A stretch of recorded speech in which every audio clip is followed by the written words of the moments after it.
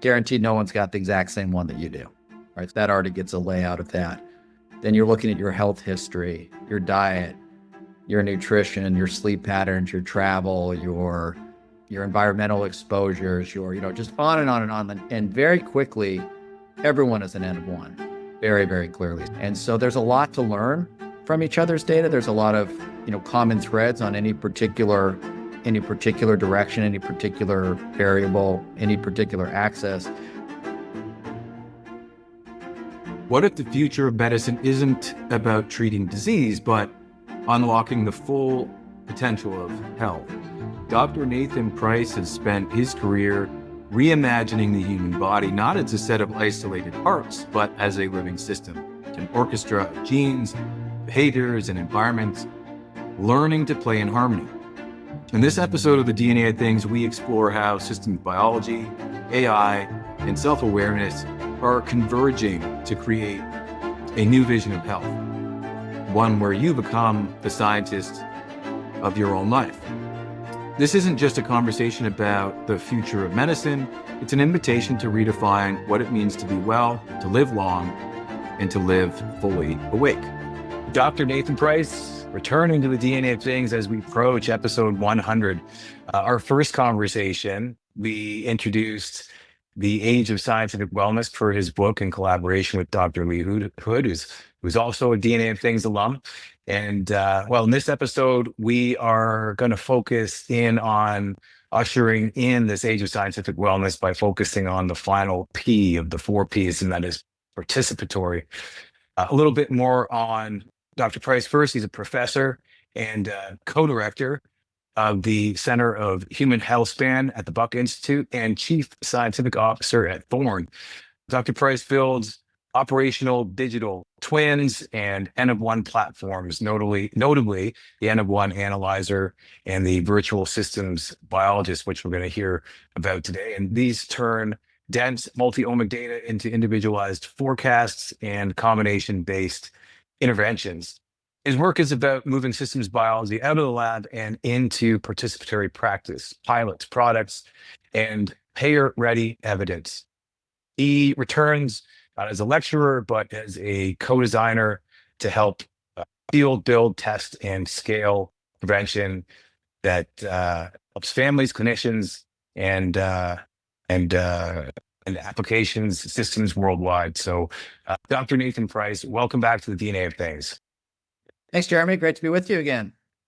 Yeah, it's been a minute or two since our first conversation. As I say, you were one of my very first guests, if not my first recording, when we talked about the age of scientific wellness. And as I mentioned at the top of your introduction, I've had the pleasure of meeting your mentor, your colleague, Dr. Leroy Hood as well. So it's just been a fascinating journey these last few years, really diving into the multi-omic side of things and learning how folks like you are making the unseen seen. Now, last time we talked, I think it's a lot more about your academic journey, but a lot's happened since that book. I think you were just starting at the Buck, and I think that things were getting really interesting at Thorne, and I thought maybe we'd take a second or two to kind of reset in so far as how did you end up at the Buck, and what do you have going on now compared to when we first started talking a few years ago? Yeah, well, we have a tremendous amount going on at the moment. So it came up, I just just about to hit my 5-year anniversary at Thorne. Got a ping from HR yesterday, and I was like, oh, wow, it's been 5 years, which was kind of incredible. Wow.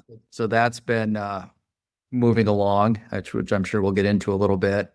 I've been at the Buck for just over a year, started virtually and then moved last winter. And so I'm splitting time, as you know, between those two roles.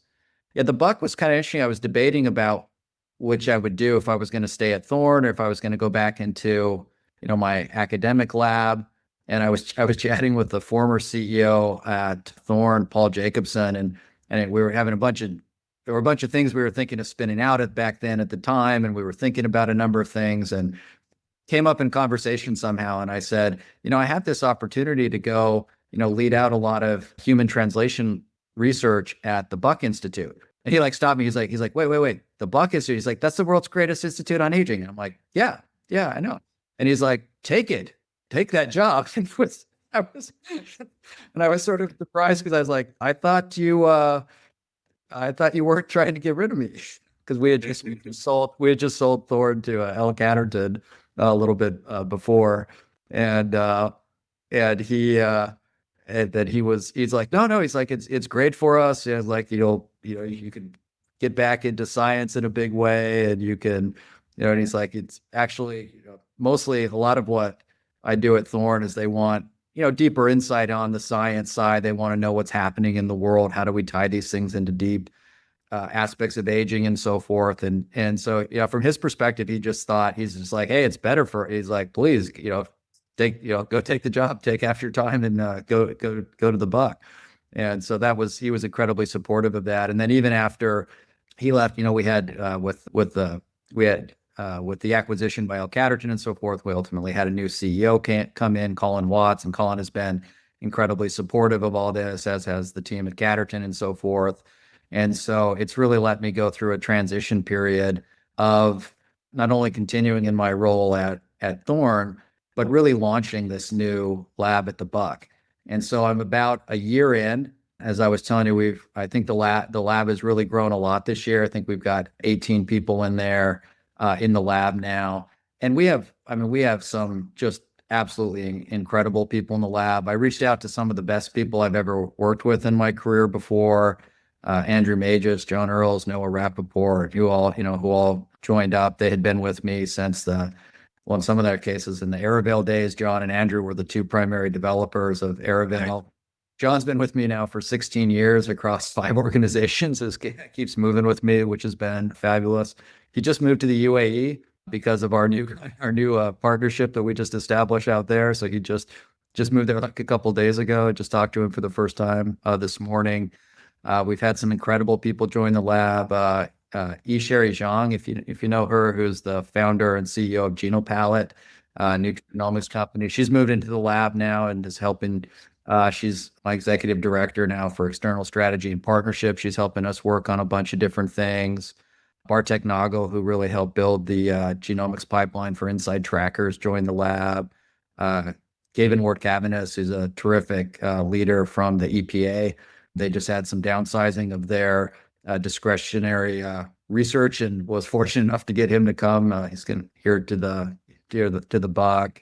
Number of just fabulous postdocs. Anyway, I could go on and on about the team that's really come together. And so what it's really let us do is just dive headfirst into AI and its impact on healthspan.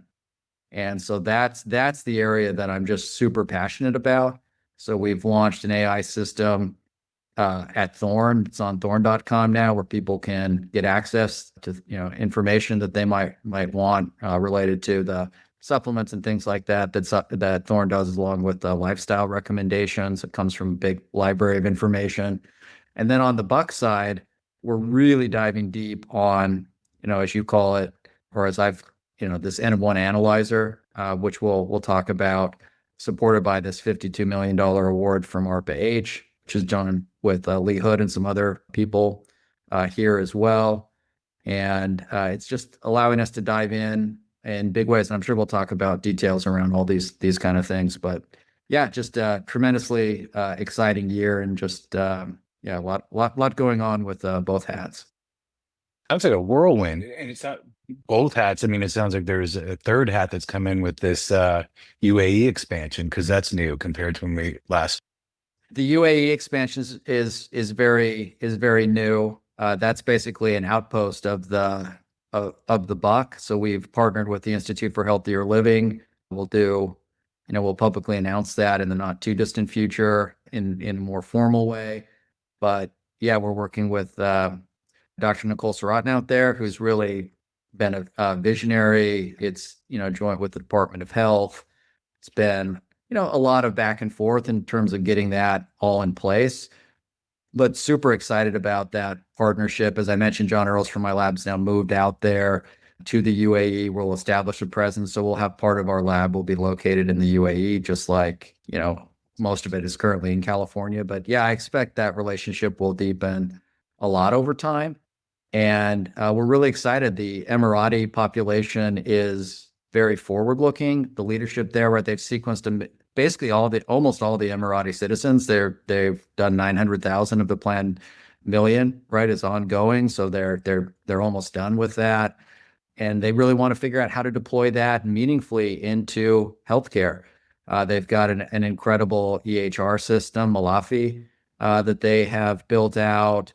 Environmental data, we're doing some work with them around the environment now. So there's just an incredible depth to what they're trying to do. And they really want to take, resources that they have currently and use them to improve the health of their population and to improve the technology base, right? AI, I think UAE is, at least by some measures, like the number 3 investor in AI after the US and China. So they're putting big dollars into, big GPU farms and all this kind of stuff. And then they want to grow biotech and things out there. So yeah, that's become a big growth area, I think, and we're happy to support them however we can. Amazing. This it's fascinating for me to remember, our conversation the first time and, kind of watch your evolution, watch this unfolding because, you were once an academic with a vision of the future, right? Like this notion of systems biology and how do we start to think about the human body, not as individual parts, but as synergy of systems. And then this notion of a digital twin and you had, several starts at it. I think there was one dev that you had, there was Aribow, there's now this work with Thorne, but there's a fair amount of persistence that has taken you from, academic vision to the industriousness of the implementation. And can you think of any, critical barriers that come to mind that, you just never thought you were going to be able to break through, but then all of a sudden you did? Yeah, I think there's been some pretty major breakthroughs in this space. I have to say one of the major breakthroughs, though, I can't take any particular credit for because it just kind of was sprung upon all of us, which is the development of these AI systems. Mhm. So for so many of us, right, the first time using ChatGPT, back in the 3.5 days was such a revelation to see Mhm. kind of what's possible now. And we'd been talking for some time about wanting to build systems that weren't so much like machine learning and pattern matching and stuff like that, but were more reasoners, where you would try to dive into a single person's data and understand by leveraging so much of the biomedical literature, like what's happening in a person's life. Uh, and I had written, some about that, and we were working on that. And then once you saw the state of these new AI systems, right, which took $100 billion worth of investment and all these things, to build these foundation models, that is such a central tool so that so many of the things that we were trying to figure out, how do we actually achieve the level of depth that we want to? There's still a lot of work to do to get those things to do to push health in the way that we think it can be. But massive new vistas have opened up of what possible is. And so I basically pivoted everything in my career and all the work that we're doing in the lab and also my team at Thorne into those avenues. And so I think personalization's really gone from being a buzzword to being something that you can deliver deeply and at scale in a way you just couldn't fathom doing it before. And so there is an incredible frontier now of tying together all the kind of things that we can learn off of your genome, from your microbiome, from your blood measures, from also just what you can say about your life and your goals and what's happening in your health and what your troubles are and what they're not. There's so much just contextualization that you can pull into now. And So building systems that are safe, that follow, the appropriate laws, that don't hallucinate, that give like really good personalized health advice, that's a doable thing now. And so as we're really diving in around all of these personalized elements that you can build now and towards, full blown type digital twins, you can really do that.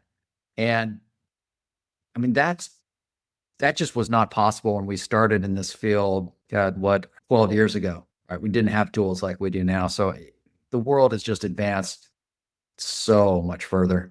Well, it seems to me it's a good jumping off point for the N of 1 analyzer, which you said there's a new name here and there's some new branding to go through. So yeah, so specifically in that respect, like what are you seeing with respect to N=1 analyzer and the virtual systems biologist insofar as a proof of concept? Like, are these things that are commercially available, or are these things that are available really in the lab, and we're doing research? So what's the state of usability? Because I've certainly built my own LLM, my own N=1 analyzer, let's call it that.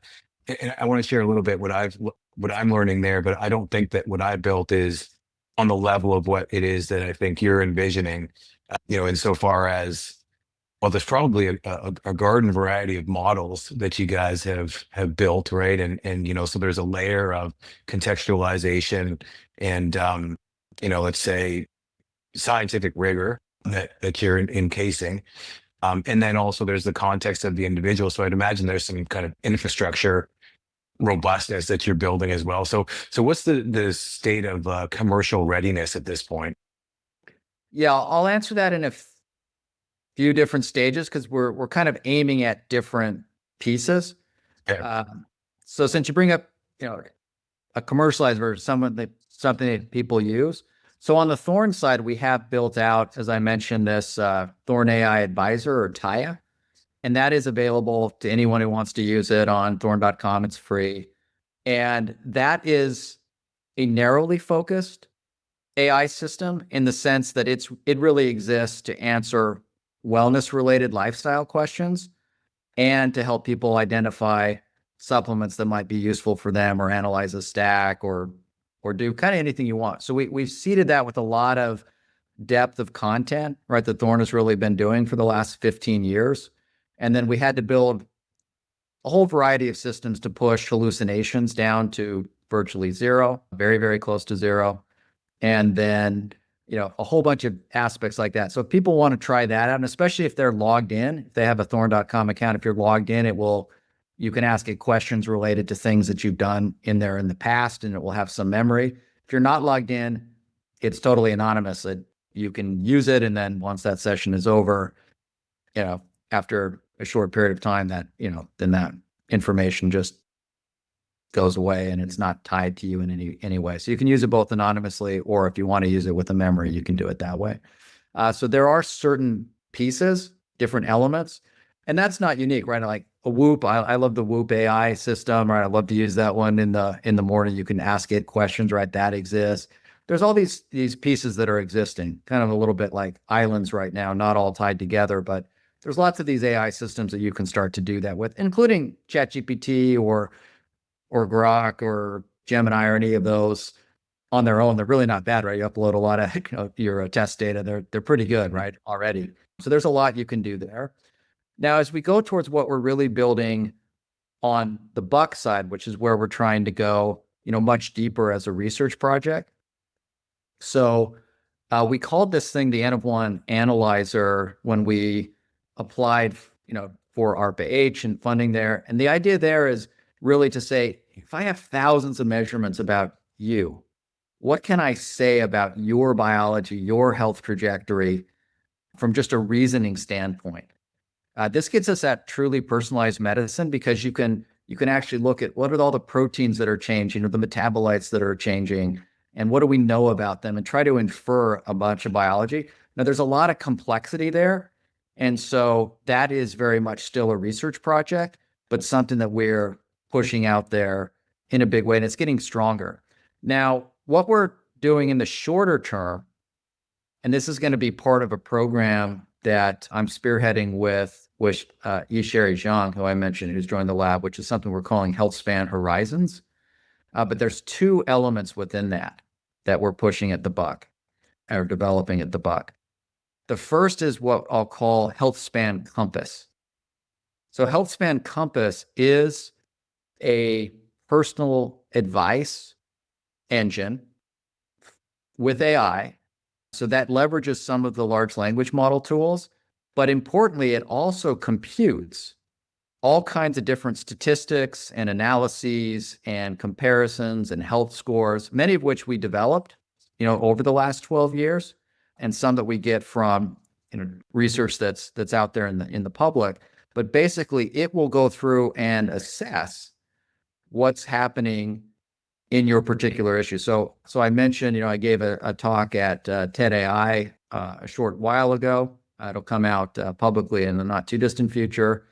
But in there, I actually show that you can take someone's data, put it into this thing, and the prompt that we used for this one was something along the lines of,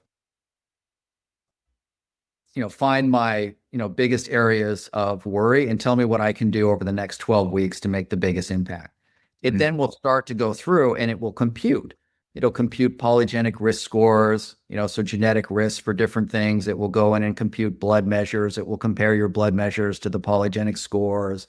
Anyway, it will go through and it will do an assessment of that individual's health and generate a report about what it thinks are the most useful things you can do. And that's the, version 1, and that's just getting richer and better. We have a ton of effort going to build this out so that we call this thing the healthspan compass. So kind of directionally point towards what we think are the most useful things you can do. And that'll be coming out of the Buck. Now, on the opposite side, what we have, and this is related to that, vision that we have for this, ultimately this N of 1 analyzer, but we call this thing the healthspan synthesizer. So where healthspan compass is applying things that we mostly know to you in particular to say what's useful for your biology, healthspan synthesizer tries to learn from all of us. So what the synthesizer does is it sits on top of a bunch of dense data that we have on a population and learns elements that are most important for the extension of human health span. That's its reason for existing. So I'll give you an example. So when we did, my first foray into this space was the co-founding of Aravale, which you mentioned earlier. And Aravale was not commercially successful. It crashed to nothing, unfortunately. Very sadly. Well, anyway. Well, I don't think the amount of data we would have for AI now would be amazing. you said crash to nothing. I mean, it's gotten to where you are, right? I mean, some great learnings, right? Yeah. That is true. So it was not financially successful. It was, I would say, scientifically very successful. And we learned a ton from it. And it did set the stage for everything that's come afterwards, I will say. And so we had data on about 5,000 people there. We've written, a couple of dozen scientific papers of things that we learned off of analyzing those data, most of which are in various nature journals.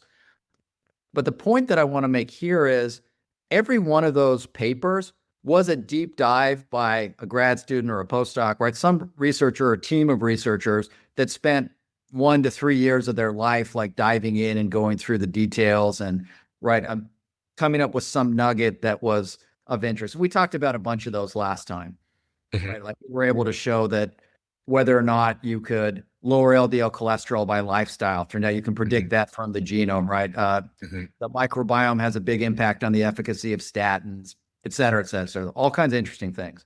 Now, fast forward, what we do with this healthspan synthesizer is it can sit on top of that same data set, and you can ask it a question, and it will generate an analysis plan, pull out all the relevant data, execute the plan, run all the analyses, generate figures, and then write you a report.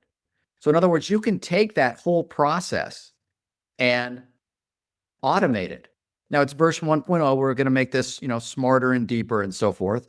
But you can do that today. And this was a demo, another video that I showed, in this recent TED AI talk. Were you presenting that also, or colleague users presenting that at the biomarkers of aging conference this year in Boston? Yes. I had one of the postdocs in my group. Those were on the same day. So anyway, Right. not you both, but yes, Annalise is a brilliant postdoc in the lab. She went out and gave the talk. And yes, so you saw if you were there at Biomarkers of Aging, we also did these brief videos of how this thing works. So just to give you an idea, so the very first thing that I asked it, just to give it a simple problem, it was on, we were doing a demo. My postdoc was having everyone in the lab simultaneously asking questions at the same time. And to be honest, I thought it would probably fail or have a little glitch, but it actually answered everyone's question. I was pretty blown away when it would actually function. I knew it would function, but the fact that when she did the very first demo ever, that it worked for everyone, I was pretty impressed by that. I was Orny nominated that. But basically, the question I asked it initially was just, what are the signs or things that we see in the blood that are related to this bacteria called Faecalibacteria prausnitzii? That's a mouthful. People need to remember that. But the reason I chose that particular microorganism is, for whatever reason, when you line up and you look at, disease versus normal for many, many diseases, elevated Faecalibacteria prausnitzii is just almost always on the side of good. Like, of every bacteria I've ever looked at, it's like more just positively associated with good health. You're trying to wonder, some of the reasons for that. Some of them are known and a bunch probably isn't. But I just asked it that question. Anyway, so it goes through and it sets up an analysis plan. It pulls out all the relevant data. It starts computing relationships, spits it all out. And as I start going through the figures that it generated, I was surprised that it didn't make butyrate. Butyrate's associated with positive health, and that's one of the things that's known about Faecalibacterium prausnitzii is that it actually increases butyrate. And so as I'm reading through that, and I was like, it didn't really get butyrate. And I was like, maybe it doesn't. As I go to the next paragraph of the report it wrote, literally it says, "Oh, you're probably wondering why I didn't comment on butyrate." I was like, yeah, I was. And then it reminded me, it said, "Oh, the method that you use to do the metabolomics doesn't get volatile compounds, and butyrate is above this threshold. Therefore, it would not show up here, which is why you don't see it." Like, that's where I started to get, and I knew that, but I had forgotten it in the moment. I was like, "Oh, right, yeah. Been some years since we did the experiment." And so the point of that example is just, it was anticipating context for what I was expecting to see versus not. And so what I love about this, this healthspan synthesizer that we're building, is that you can imagine then, as we generate these really dense data sets on thousands or tens of thousands and ultimately, hopefully, millions of people over time, you can now set up systems that will do nothing but just analyze question after question after question. And we can query them with questions, but the end point of the analyzer is also to ask what it thinks are the most interesting next questions. So you can, in fact, set up a system. And what we're going to be doing is setting up via this Healthspan Horizons program, both the ability for people to dive into their own data in deep ways through Healthspan Compass, but also in the aggregation of all those data, the Healthspan synthesizer will do nothing but try to ask and answer its own questions or answer questions that we query or other researchers query. And so by that fashion, you're now amplifying to a massive degree the value of these really dense data sets, both for the individual and for all people. And obviously, every insight you get out of Healthspan synthesizer then feeds back and becomes something else that's known for you to incorporate into Healthspan Compass for an individual. So that's where we're really going with all this, and I'm super excited about it. Amazing. Couple of questions. So with respect to, let's say the health span. Okay, actually, first a comment. This makes me think of an article that Stephen Jay Gould wrote in his This View of Life Natural History series, and he wrote actually a personal piece about when he was diagnosed with I think it was like stomach cancer of some sort. And the prognosis wasn't good. It was like, if this is the kind of cancer you have maybe a few years. Of course, being a scientist and an evolutionary biologist, he knew how to do research, he knew how to ask questions. And he asked those questions, well, like what kind of person are you talking about? Who only has 2 or 3 years to live once they have this diagnosis. And it's kind of an average of everybody who had ever had that particular type of stomach cancer. And most people were actually older. And anyway, the point was when he started to parse out where he fell into the distribution, well, he could personalize his own treatment, personalize his own mindset as a result. And he lived for decades after the diagnosis. And it sounds to me like you've found a way to democratize brain like Stephen Jay Gould, right? With like real data and real context. And for the purpose of healthspan. So that's kind of the first comment, which is just absolutely amazing. So then the question is around insofar as the models that you leverage each decision point, right? So you had mentioned, well, there's some monogenic markers that are informative. You mentioned PRS, polygenic risk scores. Talked about these different microbiome communities that exist. And of course, there's the independent research of the academic models that are constantly, being, discovered, tweaked, upgraded.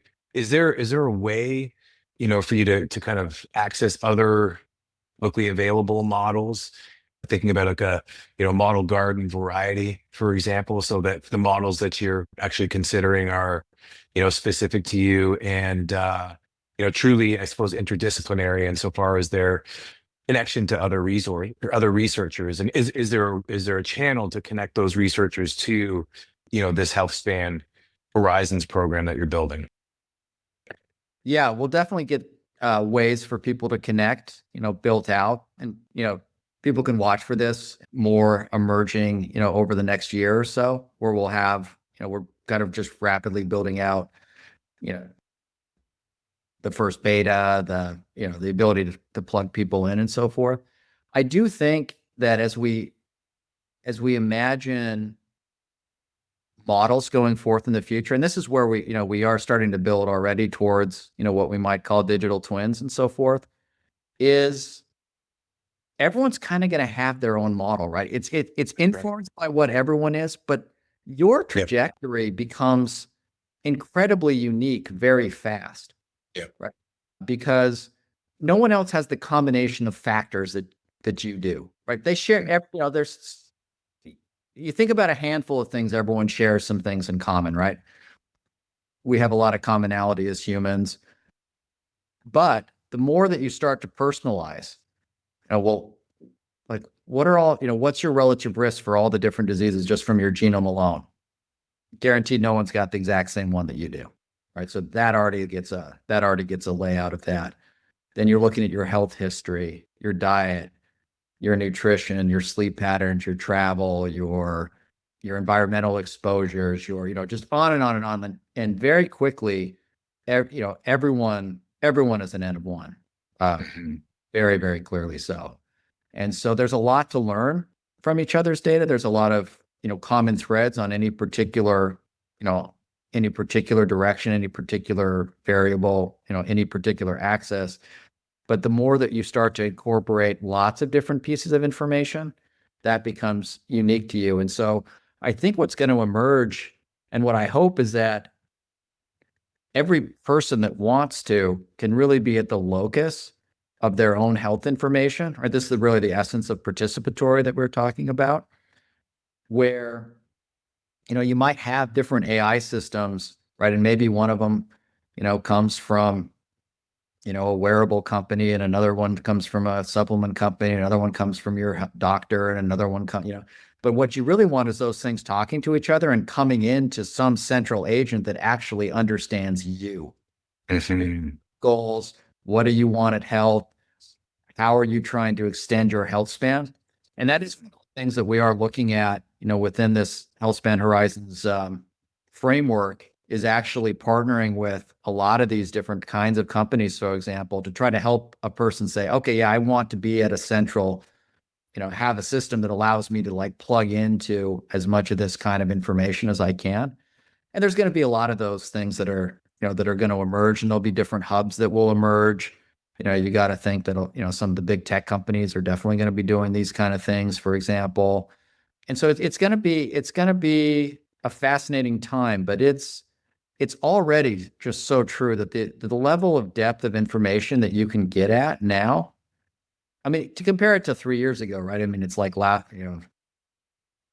it's incredibly better, right? It's incredibly better. And we are still in a little bit of this middle period where,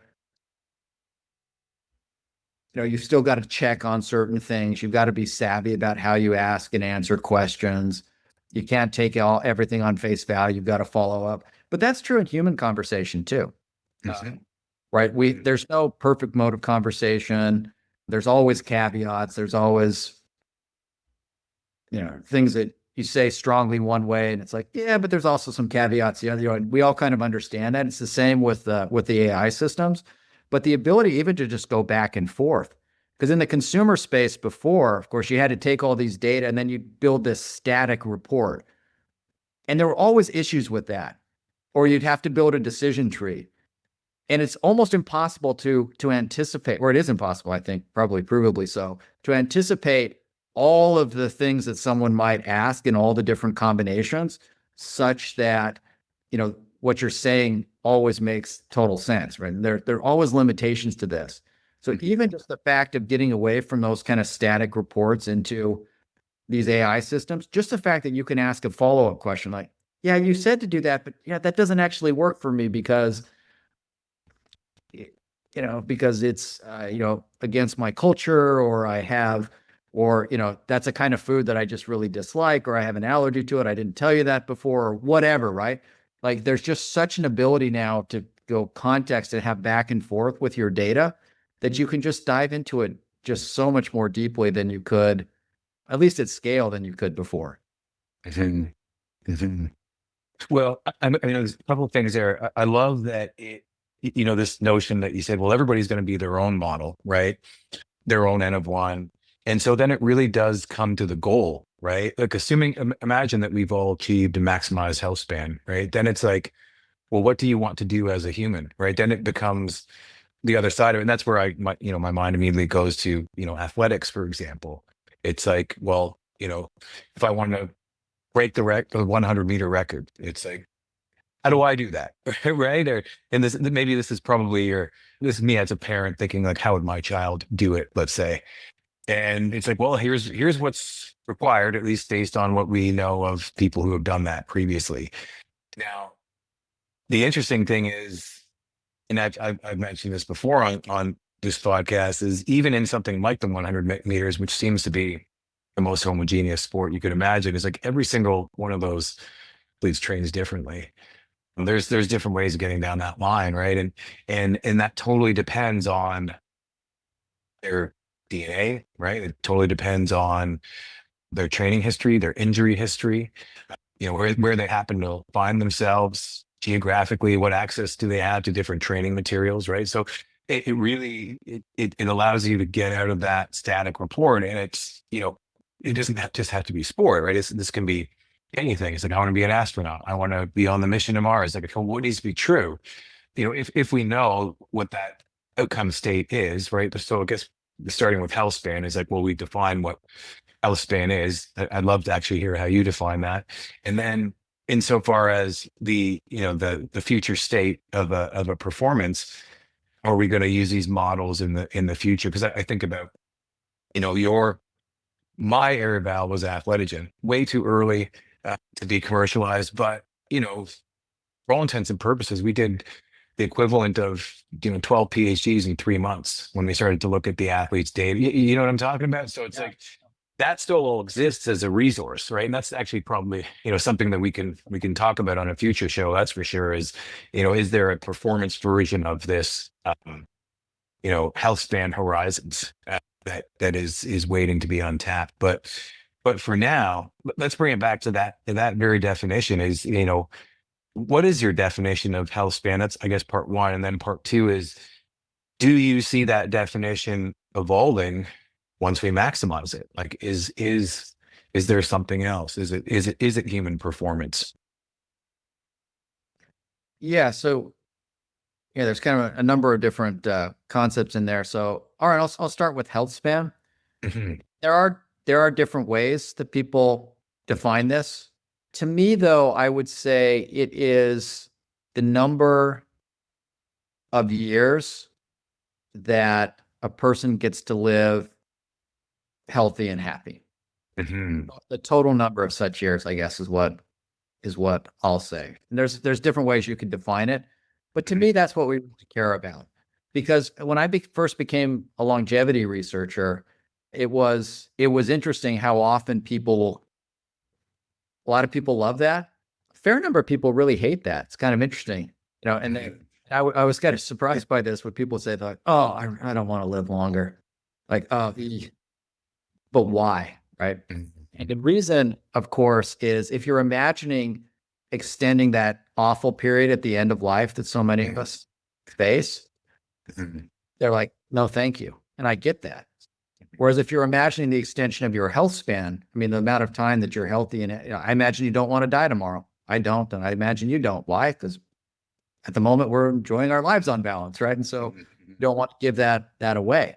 And so I do think about that as health span. In fact, there's a quote that I really love from it's from Seneca the Younger, one of the Stoics from about 2,000 years ago, and when he was talking about longevity to his to one of his acolytes, and it says, "For it makes it," this is how he said it, "For it makes a great deal of difference whether a man is lengthening his life or his death." And I think that is the way to think about it. So you can imagine lifespan, just the amount of time before you die.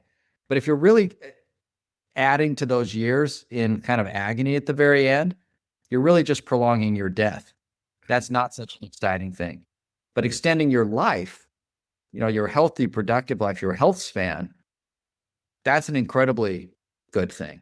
And I can't imagine there are many people that would be not in favor of the extension of their own health span. If you it's just that you've still got the health it requires to really enjoy your life.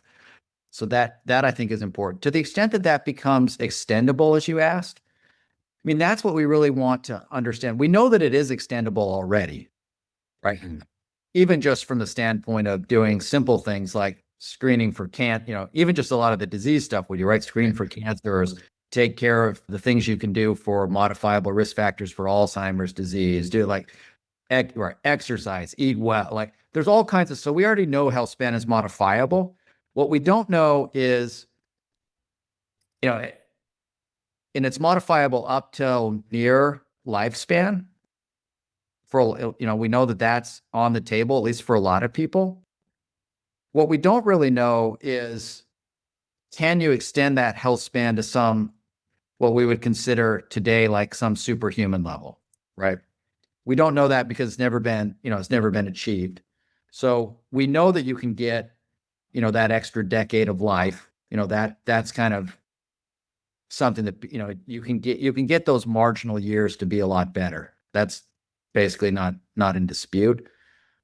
Now, a real question comes is that as we start applying these AI technologies, as we start thinking about how do we optimize health span, as we learn more and more about it and we're going to have to develop like novel therapeutics that are aimed not only at not having a disease, but actually increasing the efficiency of certain kinds of biological processes, increasing our resilience, you know, those kind of things. Can you, and like one group I talked to that was quite interesting, right? They're trying to develop a drug where they can show in animal models that it slows down the rate of DNA mutation a lot. So they're in trials, right? They're trying to get this out. But you could imagine if you could develop such a thing, such that the mutation rate in your body was a tenth of what it was naturally, that would make a big difference on the information leakage that you have in your body. It'd make a big difference on the incidence rate of cancers, presumably, et cetera, right? So, Mhm. so there are certainly frontier things that we could start to imagine to try to push us towards, an area where we could live long, right? tortoise lives a lot longer than we do. Certain kind of whales live like 4 times as long as we. It's not. There's no reason to think it's it's not a physics impossibility or something like that. But from a statistical standpoint, as we know, there does seem to, no one lives to be 150, right? Or 140 or 130, right? I mean, so there is no, there isn't a long tail, up there. And so so those two things, I think, whether or not you can increase your health span within kind of normal human lifespan, very solid. We know a lot about how you can do those things. It's always a probability, right? You can die tomorrow. You can make your odds better. That you can absolutely do. Whether or not these technologies will lead to, a major restructuring of what's on the table as part of a human life in terms of, radical extension of health span, that has never been shown so far. I think it's a very worthwhile pursuit. I mean, I definitely want to think about ways to make that happen as much as I can, but it's for sure never been demonstrated. Mhm. Well, you mentioned the word frontier, and this was, again, the spirit of me reaching out to you again is that we're approaching, episode 100. I wanted to, build something experiential for the guests, for the listeners. And, why I had reached out to you was thinking, well, you know, in theory, what you just described is available, right? Like if it was intensely focused and, and if money was no object, right? And so I'm imagining this kind of colloquium type of experience, right? Where, we bring the right combination of customer and the right combination of innovator. And again, money is no object, but people come together and bring the best of what science has to offer, bring the best of what, design and commercial product process has to offer, and get behind, people who have the biggest goals, let's say, right? And so those could be entrepreneurs, it could be athletes, it could be families, whatever it is. I'm talking to a diversity of people who are excited about this kind of an idea. And so, my question is, what could an event like that look like? And I mean, I know this is only the beginning of our brainstorm. In a way, this is kind of part question to, other listeners who are potentially interested in participating. But if you, as an innovator and somebody who's passionate about bringing this to just so say a handful of people, just to prove that it can be done and commercially available, and who knows, maybe a seed for doing this at scale. What would need to be the perfect combination of things coming together for say a week to 10 days of an event? Yeah, I think it's an interesting question. I think coming in with prototype, something that people could play with, is an interesting thing. Which we definitely have. The some real super users, I guess, people who would put it through paces. What does it do that you love? What does it not do? What is the what's the optimal? What do you wish you would do? So I guess people that actually, if you had a number of people who had a pretty interesting health journey, the kind of challenges, complexity, how well does it deal with some serious complexity, would be I think very interesting. And then the right kind of partners, I guess, that are involved in different aspects of monitoring health, different aspects of doing it. I could imagine also with like some pretty interesting things from groups that have maybe built a variety of different style of AIs, especially if they're built around different aspects of data. And then what can you do if you fuse those things together? That would be, I think, pretty interesting. I was just chatting with someone earlier today that's, building out a lot of AI systems in quite a different health domain. They've got very different style data than what we have, for example. It's interesting to, compare notes around, what works and what doesn't. Yeah. So to the extent that, people would be willing to have, those those conversations, yeah, would be very interesting. And then, yeah, having people come, and then on the other side, right, people come that are armed with a lot of different data about themselves, and then seeing if, if they get something like, in our case, healthspan compass, but whatever sort of personalized system that they want to use. Mhm. Yeah, do they get insight that makes sense to them, or do they not? Mhm. And you could have a lot of back and forth. Yeah, it'd be interesting. Yeah. Yeah. I hear you say that now, the super users and the intensity around, and well, the iteration. It reminds me, actually, I was talking, asked Mike Polcuri, who you met, former chief architect at Right. 23andMe. I asked him a similar question, and I think he cited it was like a competition around building lighter flying airplanes, and the winning team was the one that could iterate the most, right? Right. And I jokingly said, yeah, I was able to learn the snowboard in one day because there was torrential storm, powder snow.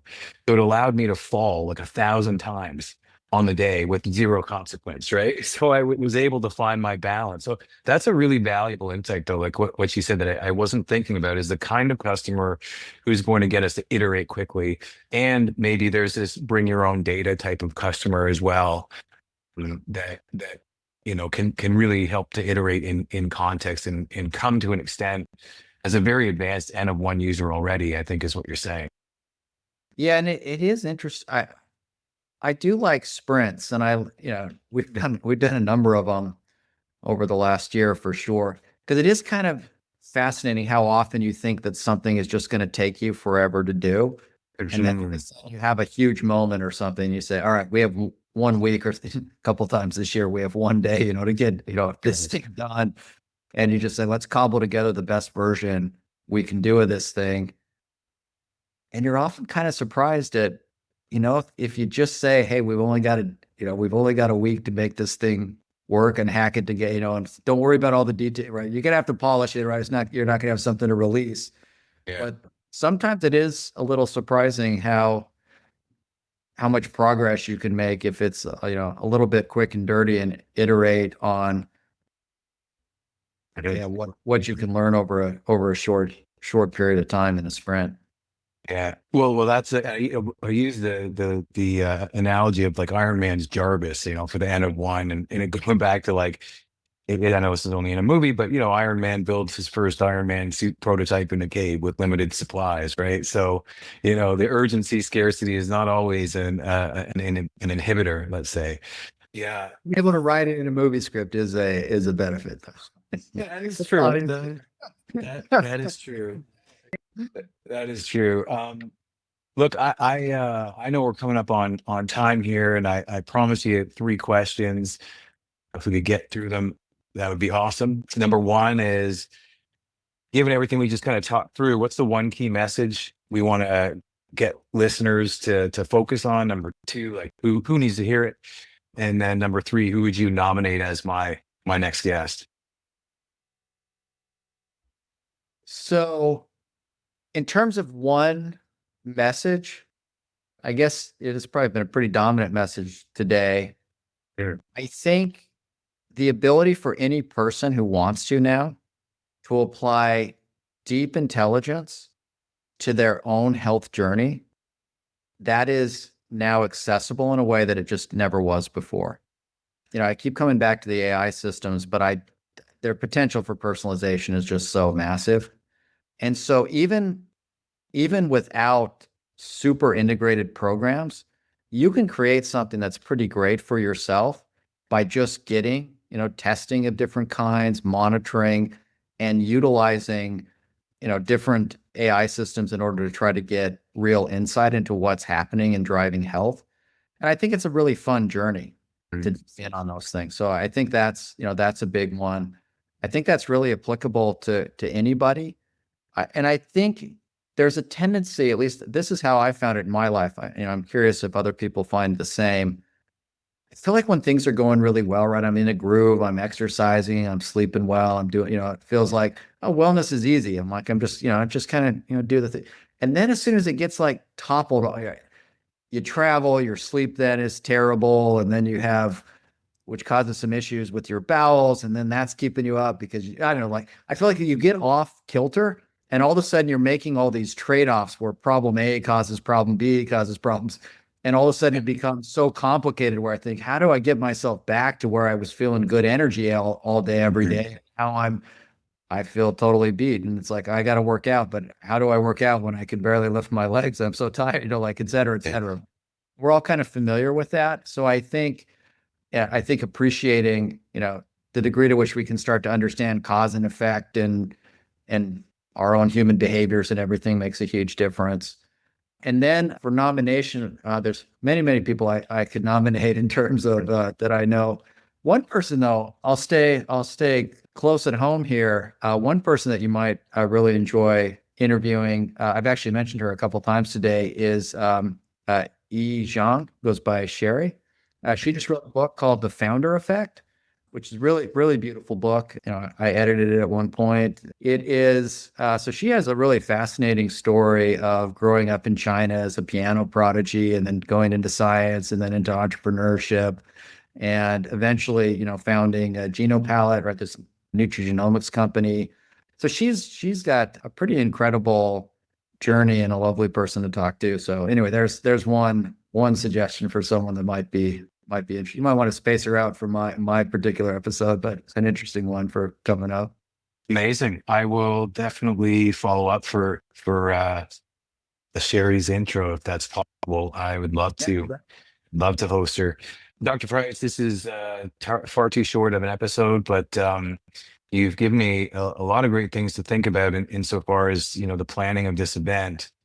I will certainly be in touch to follow up, and I just want to thank you so much for being generous with your time as always. You bet. Great talk to you, Jeremy. Dr. Price reminds us that the future of health isn't something we wait for, it's something we participate in. The tools already exist to listen to our biology, interpret its language, and act with wisdom. But the deeper challenge is moral and human. Will we use this knowledge to extend our empathy as much as our lifespan? As you leave this conversation, you might ask yourself, what would it look like to live as if your health were a creative act and not a clinical outcome? Because understanding your DNA isn't the end of the story, it's the beginning of authorship.